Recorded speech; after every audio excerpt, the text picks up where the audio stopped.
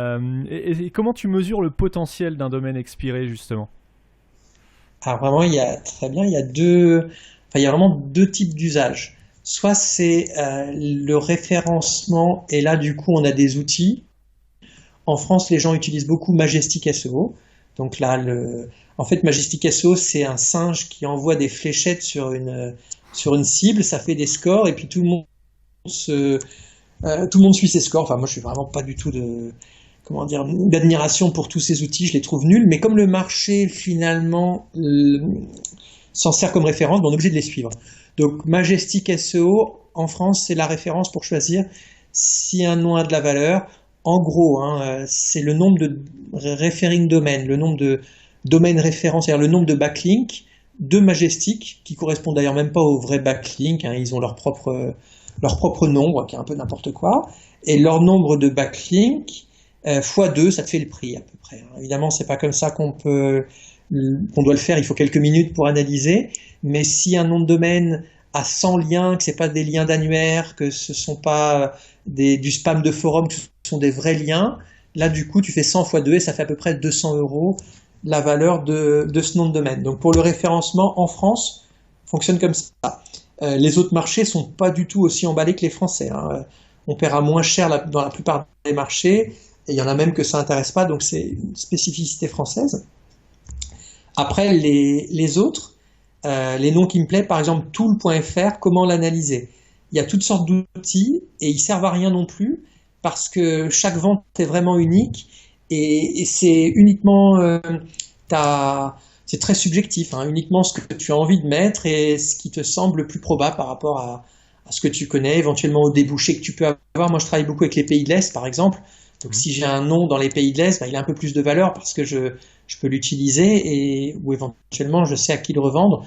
Donc ça dépend, la valeur est très subjective. Donc aujourd'hui tool.fr, euh, par exemple s'il termine chez Udot, je pense qu'il se vendra plus que 1 000 € parce qu'il est joli, parce qu'il y a quelqu'un qui dit ah, tiens j'ai envie de développer un site avec ça. Donc moi si je peux l'acheter à 50, 100, 150 ça va.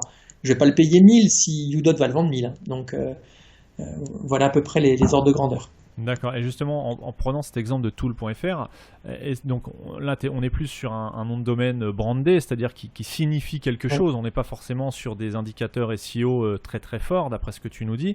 Euh, J'ai et- même pas regardé en fait. T'as raison, D'accord, hein. oui, bon, bah, comme quoi. Je pense que c'est que la marque qui compte ici, oui. Enfin, le Et potentiel de marque. justement, au niveau, une réflexion que je me pose moi-même parfois pour trouver des noms de domaine pour mes clients, le fait d'avoir un nom de domaine qui est en extension géographique FR, donc à destination des francophones, mais qui lui-même est anglais, le mot tool qui veut dire outil, est-ce que c'est pas un non-sens justement en termes de branding? Alors, c'est une bonne question. Je Parce pense que que le marché aime beaucoup. tool.com, excuse-moi, je te coupe, tool.com aurait du coup plus de valeur, non? Alors oui, tool.com, du coup, c'est un nom unique que nous, on pourrait jamais avoir. Et là, on est plutôt à l'ordre tu sais, du million de dollars. Donc c'est vraiment des noms qui sont tellement rares que finalement, personne ne peut les acquérir et ils sont très très difficiles à racheter. Donc nous, en fait, on est obligé de se rabattre sur les .fr.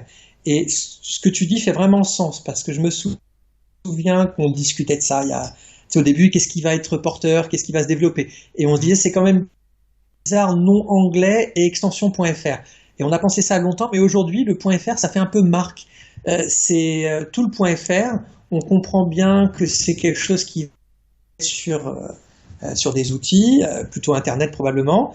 Et .fr, bah, ça s'adresse à un marché français. C'est très restrictif, mais la plupart de nos bises, ils sont quand même localisés et on est en général, on s'adresse à une clientèle qui est dans la langue dans laquelle on évolue. Donc je pense que tout le point .fr, malgré le fait qu'il soit 100 fois moins bon, 1000 fois moins bon que tout le point .com, il est quand même pas mal. Tu vois, il est facile à retenir, il est facile à orthographier, il est court et il évoque bien ce que il va faire. Donc pour moi, c'est un très bon nom.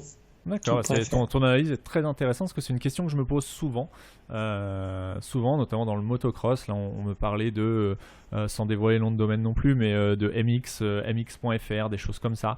MX qui veut dire motocross en anglais. Oui. Et donc voilà, donc ton analyse est plutôt intéressante et j'en prends bonne note, comme quoi même un mot anglais peut très bien passer en tant que marque française.